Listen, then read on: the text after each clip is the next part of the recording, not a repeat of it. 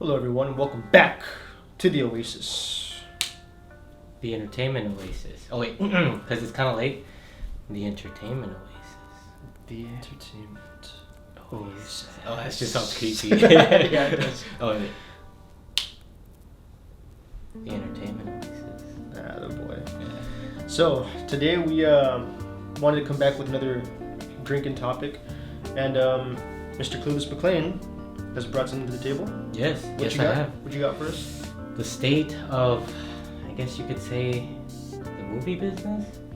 More specifically, I guess the state of theaters and the constant delays of movie releases and all that craziness happening around theaters.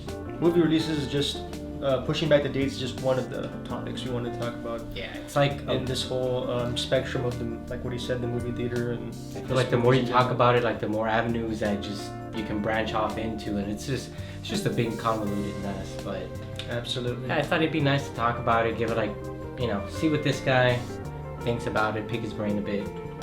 Okay, yeah, share our thoughts. So, as far as movie dates getting pushed back, of course, it all started with the coronavirus. Yeah. The big pushback, that's how it started. I mean, sometimes movies get pushed back for many reasons. Yeah. It can be the fact that, they ran behind schedule. Maybe some actors were very difficult to work with and they couldn't get the scenes out right away. But the big reason recently is because, yes, of the coronavirus. And, I mean, it's understandable. I mean, people, like movies in the United States, they're not the only ones that are doing it. Like movies in other countries are doing the exact same thing. And, I mean, I completely understand. However, I do think that some movies may also be using it as an excuse to push their dates back. Maybe not as much, but I think a few do. Okay. Yeah. I don't know. I mean, I can see why some movies were pushed back. Some of them, of course, were because, well, hey, I mean, theaters are closing down, can't really do much. But then you have those who they want to intentionally push it back to try to make sure that their profits don't take that big of a hit. So, for example, Wonder Woman was supposed to come out October 2nd or 4th. But prior to that, it was supposed to come, I forget what the original date was for it supposed to come out.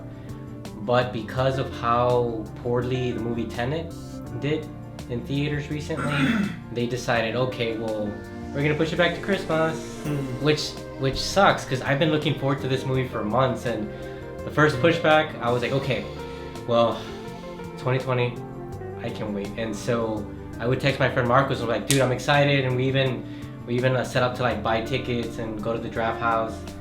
And then yesterday, or the day before yesterday, it was made official that Wonder Woman was pushed back to Christmas of 2020. New Mutants was supposed to come out like in April, and on the CW app, they would still show the little trailer like New Mutants out April whatever, and it's like no, it didn't come out till like August. So Quiet Place 2 was also pushed back. I'm okay with that one. Was it Scarlet Widow? Black Widow. Black Widow was also pushed back. Oh man, that's a good one. Tenet had been pushed back originally, but I think it was only like by a month or two. I'm not sure. But even then, like, it's becoming very inconvenient. And I'm not sure about you, but for me, I kind of feel like my excitement is dying down with each delay. And I'm just like, so now for Wonder Woman, I'm like, fuck, well.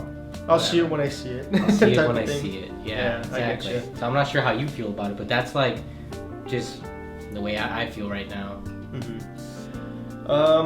Well, as far as movie dates getting pushed back, I don't know. Like I feel like in the past couple of years, even before this whole fiasco started with the virus and whatever, I wasn't getting super excited about movies to begin with. Like I wasn't, the type to be marking down my calendar waiting for a movie to come out. Yeah. Like other people were. That's not to say that I don't enjoy going to the movies, but I'm also one of those people that just kind of says, yes, I want to see it, but I don't mind waiting for all the hype to die down before I go see it. You know? Makes sense. So it doesn't really bother me all that much. So. But do you miss the experience though, of being in the theater, like? Yeah, going to the movies has always been overall an enjoyable experience for me ever since I was a kid. You know, there's nothing quite like actually going to the theater and, you know, getting cozied up in your seat with whatever snacks you got, and just seeing a movie on the big screen with like just surround sound. You know, it's an enjoyable experience. Now, kind of like what we saw, I guess the trend with, I guess that Trolls World Tour set, where they, instead of releasing the movie in theaters, they release it on demand or on the streaming service. Yes. They did that with Mulan most recently. How do you feel about that? Like, do you think that's gonna be like the new, like, do you think that's like a viable option going forward? Do you think it's a good idea, or do you just feel like it heart's there, but it's just not gonna work out the way they think it will? I mean, that's a loaded question. That is a very loaded question. So for one, I like the idea. I mean, that's obviously the next most viable option that movie companies have to get their movie, their piece of art, to their product out to their audiences would definitely be streaming services. Is it going to be as lucrative as it showing in the theater? Absolutely not. I don't think so, because a lot of these big movies, especially like those really big big budget, big blockbuster hit movies, they spend so much money on advertising, like a ridiculous amount of money on advertising, whether it be like, you know, TV, billboards, radio, shout outs, just everything. There's just so much that goes into it, and I don't think you're gonna see the same kind of revenue from people seeing it on a streaming service rather than the theater. Yeah. I think people would be willing to wait longer, maybe for the movie. Like, it kind of sounds a little like, come on, that's exaggerated, but no, I truly think that people would be more willing to wait until the movie comes down in price to watch it in a streaming service than if it were to have come out in theaters. I'm very eager to see the numbers for Mulan, like how much it cost to create the movie from start to finish, and then how much money they made by streaming it on Disney Plus. Because I can see this as a viable option for those lower budget movies that maybe took like maybe $20 million to make, maybe less. Like, I can see that as, what do you call it, acceptable for them, and maybe those kind of movies can make a profit and can thrive. And the streaming the movie directly through PlayStation Plus or whatever, or PlayStation Store, wherever it might have you. But yeah, for those big action movies, the big blockbusters that cost a lot of money, I think Mulan's gonna show us whether or not it's gonna be a viable option for those. Like Doctor Strange was supposed to come out this year too. I think that got pushed back. I can imagine that might have it's a Marvel movie, so I'm pretty sure that took a big budget. And so I don't know, like, I think it's a good idea, but I don't think that this is gonna be the way it's gonna be for every movie. Yeah, I agree. Yeah. I think that's one of the reasons why they're not planning on releasing Wonder Woman, you know, on a streaming service.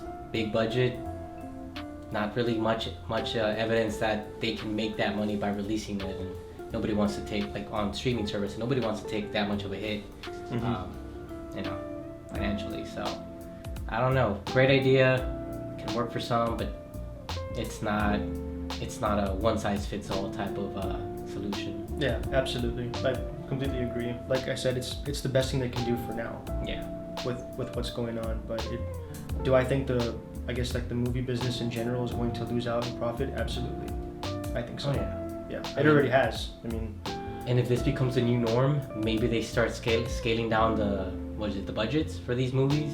And maybe starts getting down ticket prices too. Yeah, because Trolls made like 100 million, like off of streaming. So I mean, that's not a bad number. Had it been like a movie that cost like 50,000 to make, pretty good profit. You double your profits. But. Yeah, I mean, but how can you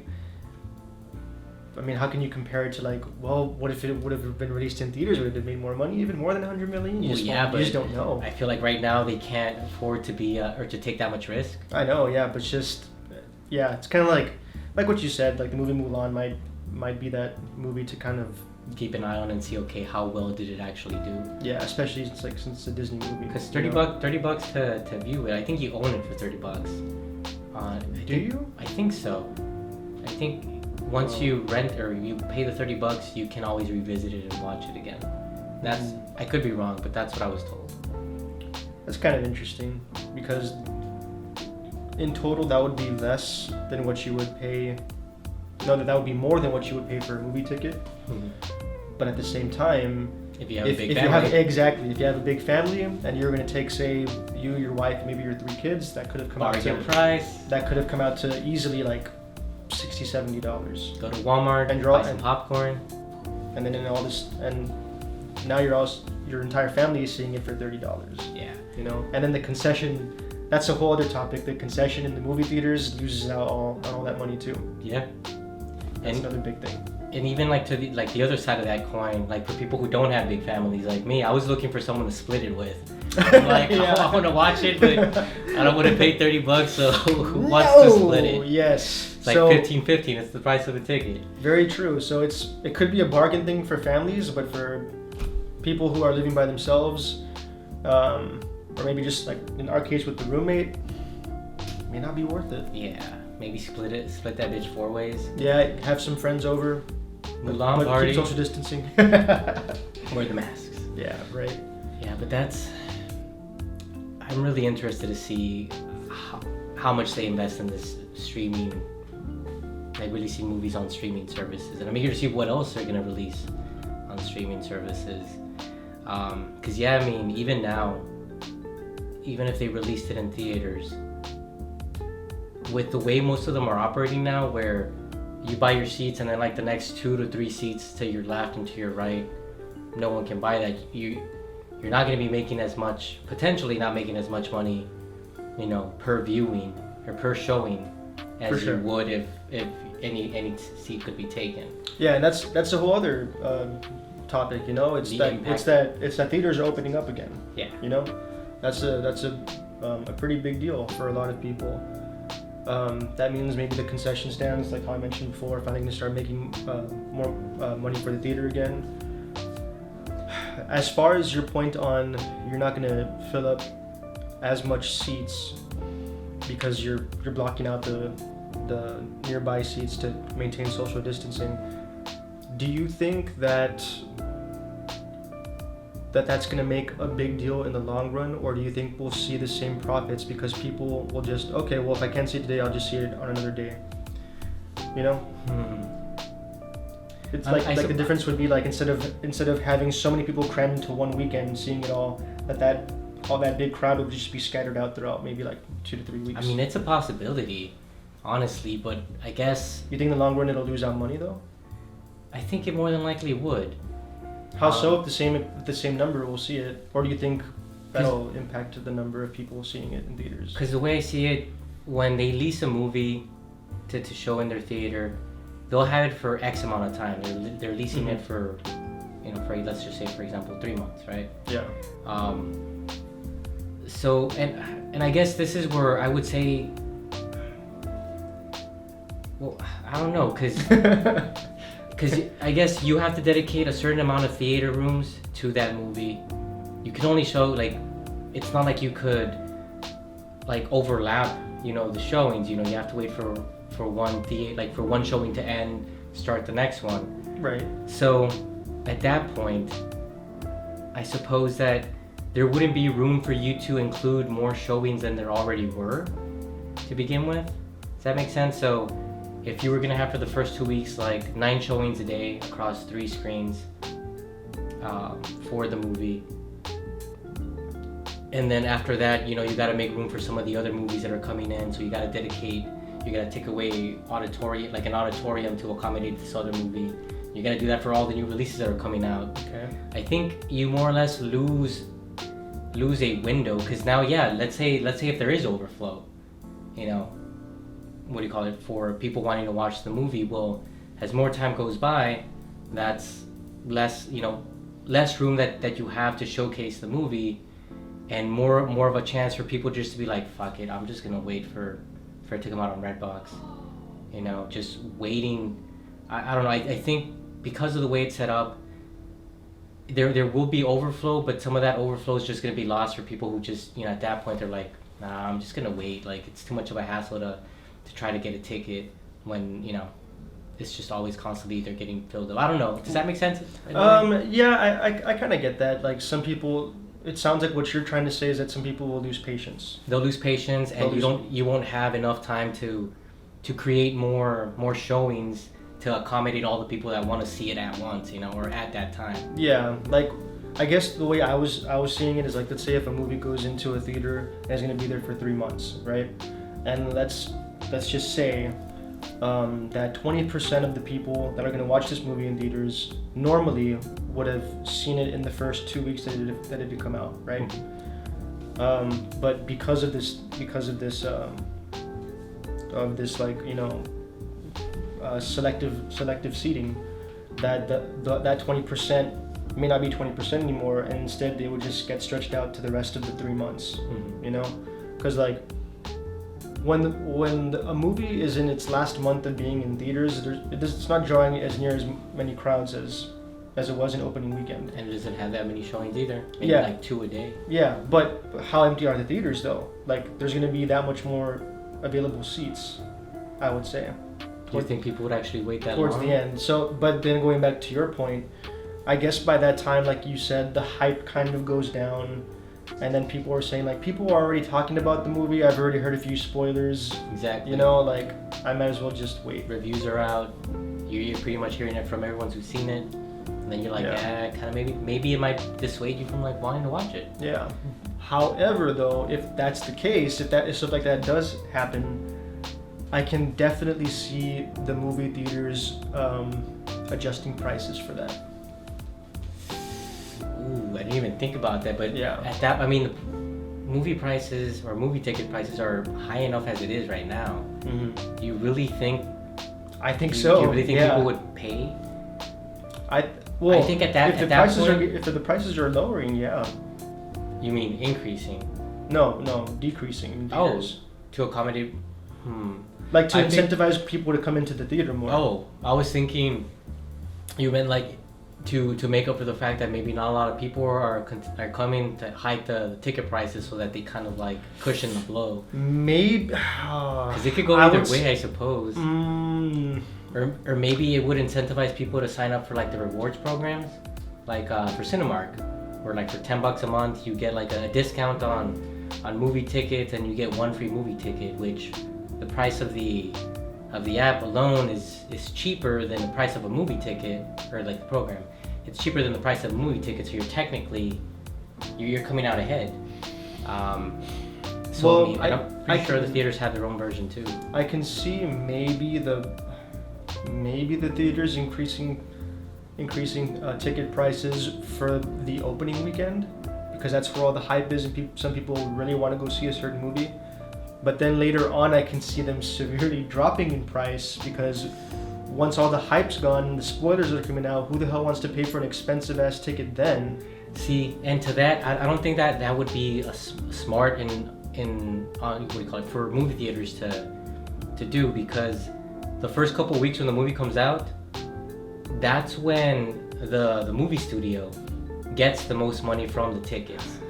So the movie theater doesn't bank that much on opening weekend box office. After it's been there for a couple of weeks, then their cut of the movie tickets starts to increase. So at that point, if they start lowering prices later on, well, they're cutting into their own profits, the thin profits that they're barely making.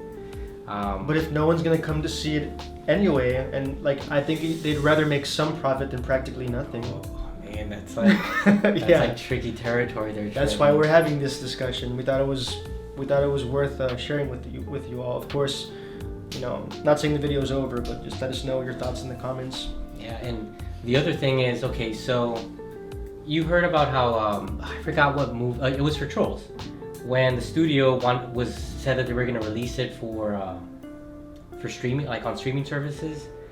I forget. I think it was Regal, or the company who owns Regal, that chain of movie theaters. They said that they were no longer gonna play like movies from that movie studio in their theaters. So it kind of created that bad blood between them, and I just wonder like if other studios follow suit. Like I wonder if movie theaters will also have that same reaction, because if at that point, if they don't have a lot of a crop of movies to showcase, movies that people want to watch in their theaters, well, I mean, how much money can, like, they're practically making like no money at that point. Everyone's just gonna go to the streaming service, safer. They'll worry about like, oh, am I gonna get COVID or whatnot. I don't know, like it's just thinking about that, like it's gonna cut into their pockets that are already struggling for profit. So you're taking away money from them. I mean, and even if they do something like, okay, well, we'll stream it, we'll release it for streaming and for in theaters. I mean, at that point, you're still technically cutting into their profits, because now you're splitting their, what do you call it? Their oh, I forgot what word I was looking for. You're splitting their customer base. You're splitting their potential buyers, their potential customers. Yeah. So yeah, it's like, for you, it's fine because you're getting money regardless. You'll get it from the streaming service, you'll get it from the movie theater. For them, they don't have that luxury. It's just like, you get profits from whoever comes and sees it. At that point, you might have cut their customer base in half, and you screwed them. Like, at the end of the day, you're probably going to be happy because you're getting the money, but you're essentially starting to burn your bridge with movie theaters. And what happens when they no longer want to carry your shit? Well, I can see this being a very big topic for negotiation, as far as the theaters, the movie production company, the streaming service, everything. Everybody has to come to the table to talk about this, because it almost sounds like someone's going to lose out more than the other. But the question is like, but if we don't do something, then we kind of all lose. Yeah, they're all struggling for money. Exactly. It's like everybody wants to make money. It's like you kind of like have to F the other person over in order for you to get a better slice of the pie. But at the same time, it's like you're thinking about the right now. You're not thinking about like, the bigger picture, like what's gonna happen afterwards. And you might just end up shooting yourself in the foot, honestly. Yeah. But it's crazy. I honestly think the entity that's in the worst position is probably the movie theaters themselves, by far, because the way I see it, people want to see movies in general. Yeah. You know what I mean? So even though movie production companies like Paramount, Universal, whatever they are, like they might take a blowback from not as much people going to the theaters to spend their money to watch these movies. But I think in the long run they'll be okay because they have streaming services to kind of go to. And then the one I think that's winning out most are the freaking streaming services. Yeah. I think by far, because even before all this started happening, they were already banking off so much, like places like Netflix and all the different ones.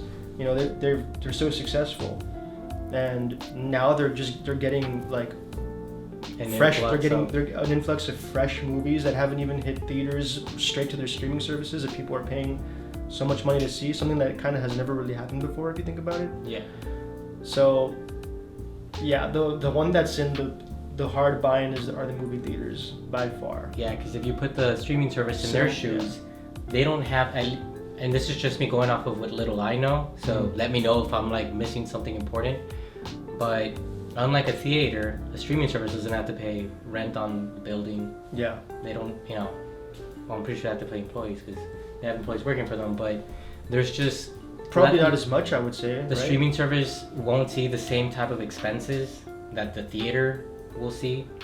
So, I mean, I feel like for the streaming service, it's a better deal. it's like more profit for them than it could have been for the than it could ever be for the theater.